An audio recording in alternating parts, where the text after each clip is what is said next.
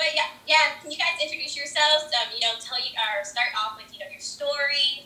Just let the audience know like how you guys met. Yeah. I think. Do we tell this story the same way? I think so. Yeah. But really, it starts off. I transferred from a state school to Gordon College, private Christian college, my junior year. And it was a predominantly white university, so it was like 97% white. It was very white. So, when there was a new brown girl on campus, the 7 brown dudes on campus noticed. And I guess Manny called dibs or something, I don't know. No, I knew you were gonna be on campus before you even got on campus. Mm-hmm. Because I went to high school with Tia's older brother. And me and Tia's older brother were in the same graduating class. Mm-hmm. And I remember one of the girls that your brother dated texted me and was like, yo, Chris's little sister is going to be on your campus. Like, I'm giving you a heads up. And no lie, I was like, yo, Chris is a handsome dude. His sister may be cute.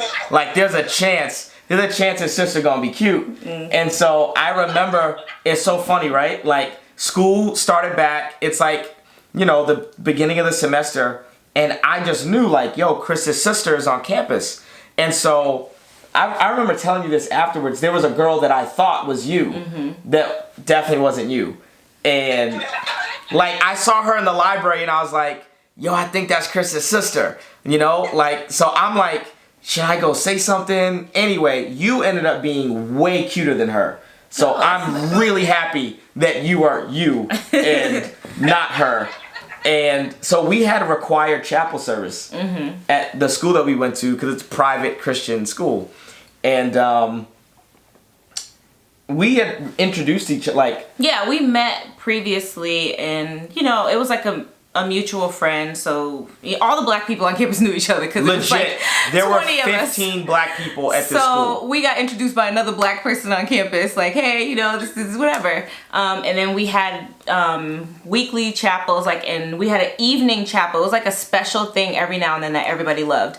And we all went, and it was my first one, and Manny kind of sat in the same row. Like, all the brown people sat in the same row. We all stuck together. And... yeah. And I said to you, like, hey, my phone's dead. Can I use your phone? Mm-hmm. And so Tia gives me her phone, and I text myself from her phone.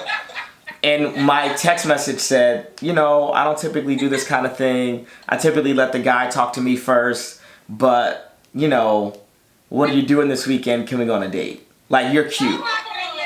And so... I didn't give her phone back to her immediately. I then pulled out my phone, which wasn't dead, and I text back like, dang girl, you bold. Like, but it's okay. Like, I like a woman who knows what she wants Friday or Saturday night.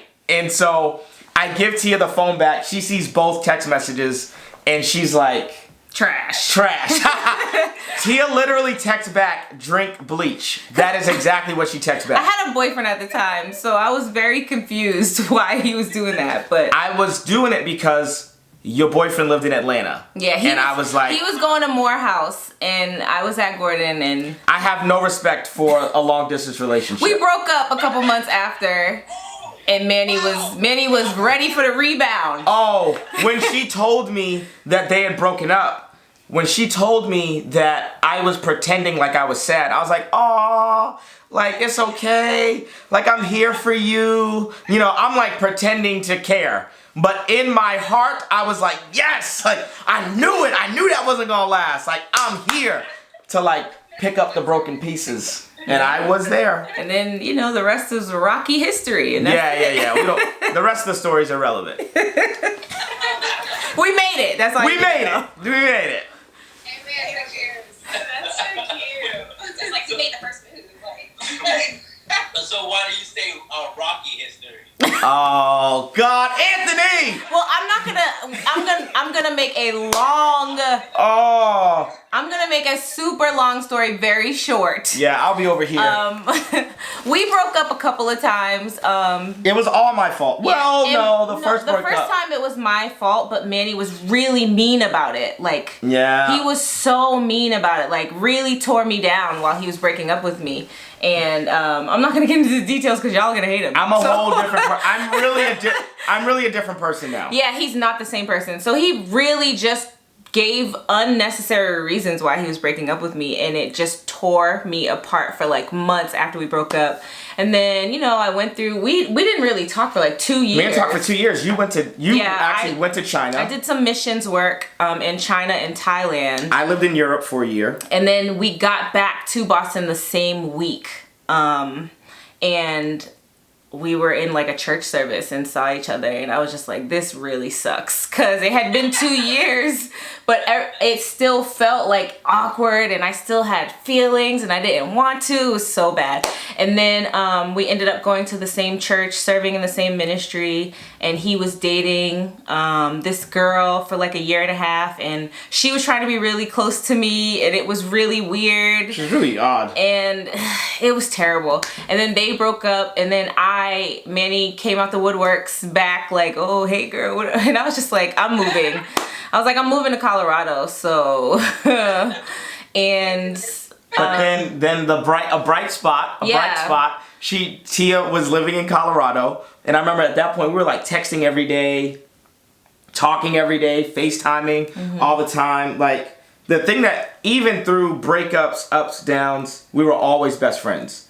Like, even when you was dating your ex in Atlanta, like, we were still friends. Yeah.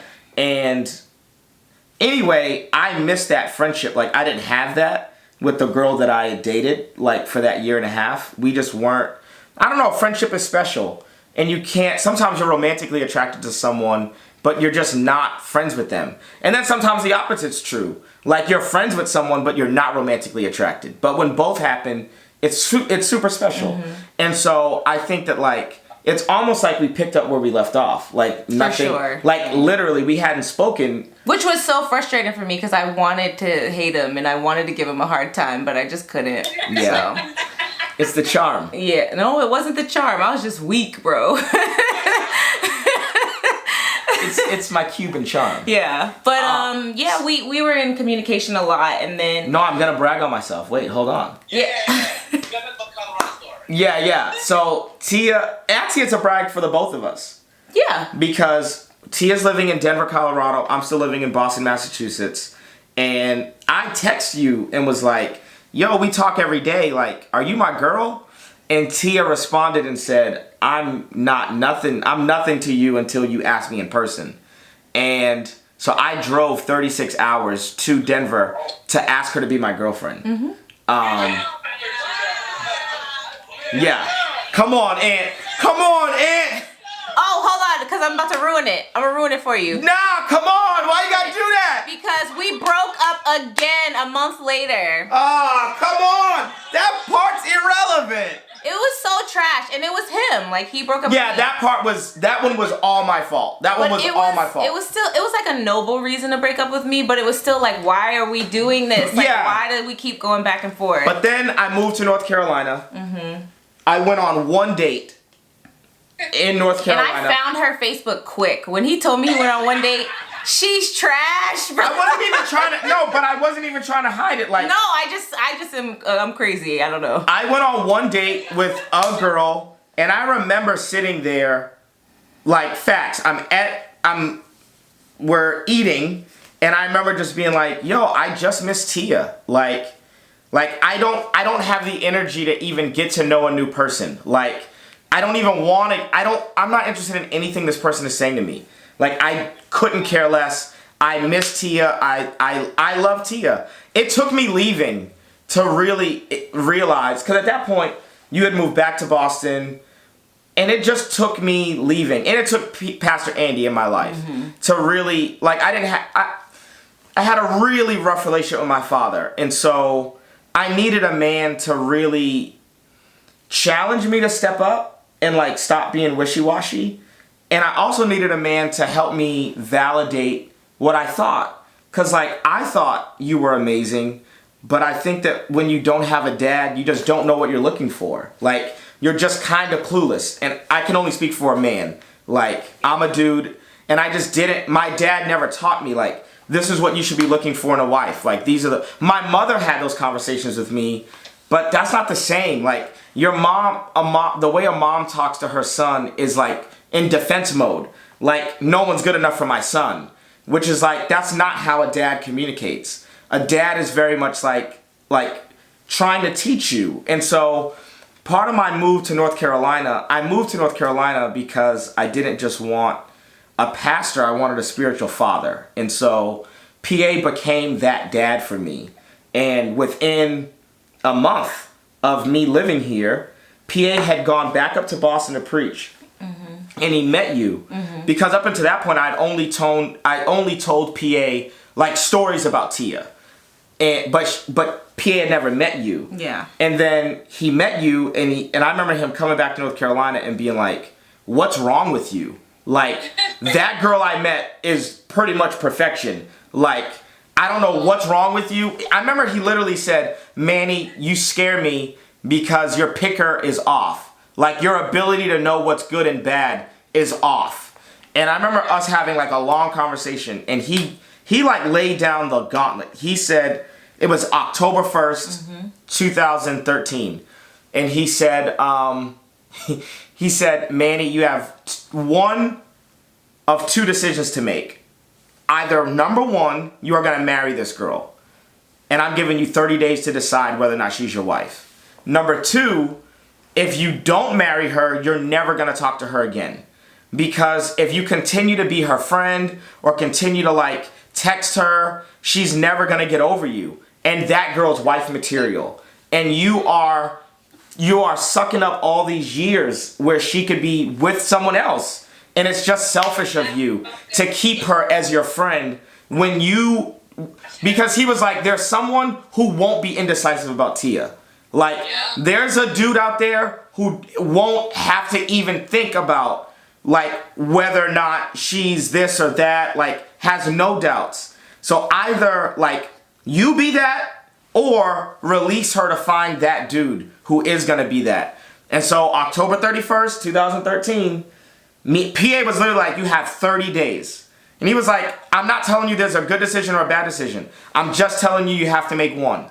He was like, there is no right or wrong here. Like, she's either your wife or she's nothing. She can't be a friend. And October 31st, I showed up and I was like, I got a ring, so let's go. And so that's it. I moved to North Carolina in September. PA had that conversation with me on October 1st. By October 31st, I was like, yeah, he called me. It's it. He called me on Halloween and, you know, apologized for the past like 6 years, and was just like, I want to be with you. And I was just like, Manny, like, okay, number one, yes. But number two, like, if this doesn't work, please just leave me alone. Like, please. Yeah. Just, like, let me go, because I can't keep doing this. And then he proposed in December. He proposed 2 months later. And then we got married 5 months after that. So. that's it.